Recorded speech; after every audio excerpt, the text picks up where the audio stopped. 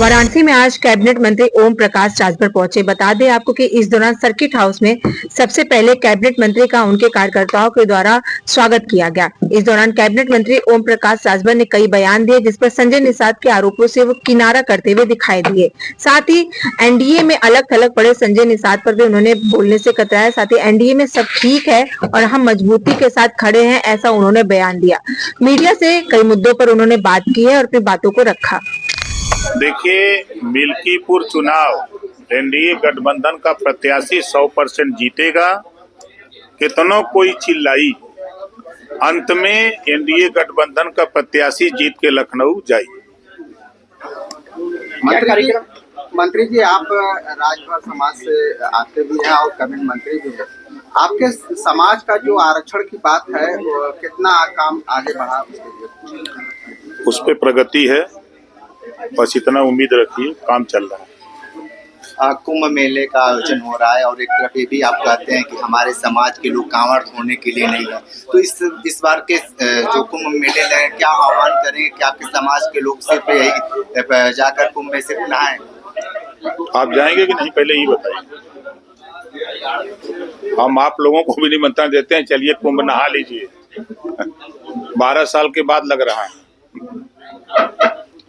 दिल्ली में राजनीतिक सियासत तेज हो चुका है, क्या कहेंगे इसके लिए? तो चुनाव आयोग का बिगुल बजा है, सब लोग लड़ रहे हैं, लेकिन सब लोग परेशान हैं। देख रहे हैं, आपस में लड़ रहे हैं।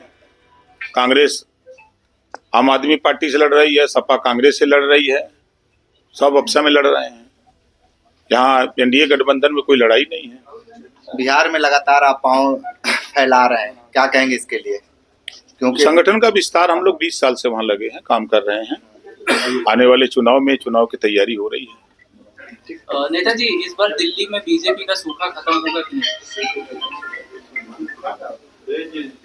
देखिए, जनता मालिक है और दिनों दिन लोगों को भरोसा बढ़ता जा रहा है, विश्वास बढ़ता जा रहा है। जैसे आप देखिए, अभी जीरो पॉवर्टी की चर्चा आप सुने होंगे। उन गरीब के लिए योजना बनी है जो आज तक योजना का लाभ नहीं पाया है।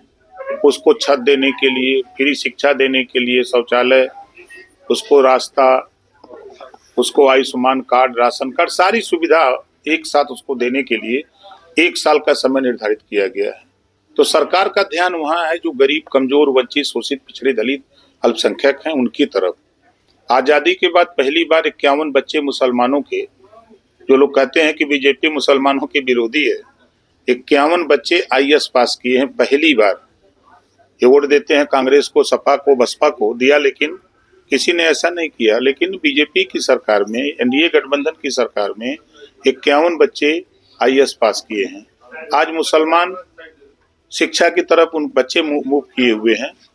तो ये ध्यान, जब आदमी कोई अपना चश्मा बदल के थोड़ा देखे, आयुष्मान कार्ड गरीबों के लिए बना है, न कि अमीरों के लिए। कि गरीब जब बीमार होता है, हॉस्पिटल जाता है, तब उसको समझ में आता है। जब खेत रेहन रखता है, सूती रुपया लेता है, तब उसको समझ में आता है। तो 5 लाख से उसको राहत मिल रही है। जो किसान, हम भी किसान के बेटे हैं, जब खाद खरीदना होता है, पैसा नहीं रहता है, तो जो किसान सम्मान निधि सीधे खाते में जा रही है, जो बिचौलिए बीच में थे वो खत्म हो गए हैं। इससे जिसको लाभ मिल रहा है वो एनडीए गठबंधन के साथ है। अच्छा, अखिलेश यादव ने बयान दिया है इस बार की महाकुंभ में जितने भी संत आ रहे हैं, वो जब वापस लौटे तो योगी जी को लेके जाए। इस पर क्या कहें? अखिलेश जी से पूछिएगा, मिल जाए, उनसे पूछिएगा कि रोहिणी आयोग की रिपोर्ट लागू कराने के लिए आपके जबान पे रोहिणी आयोग की बात क्यों नहीं आती? राघवेंद्र सिंह के नेतृत्व में बनी पिछड़ी जाति के 27% आरक्षण को बांट कर देने की अखिलेश जी और अखिलेश जी की पूरी पार्टी कांग्रेस की जबान पे क्यों नहीं आ रही है? कि बढ़ जाएगा तो नाई, गोण, पाल, प्रजापति, बिंद, केवट, मल्ला, राजभर, चौहान, आर्य, कर्कवंशी, बंजारा, बहलिया, खंगार, जोल्हा, दुनिया, अंसारी, साईं, दर्जी, फकीर यो हिस्सा लेने लगेंगे। इस नाते नाम नहीं आ रहा है। पूछिएगा जरा इन नेताओं से, क्या वजह है, क्या कारण है, क्यों नहीं बोलते हैं?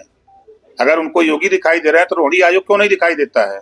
विपक्ष में बैठे हैं, जनता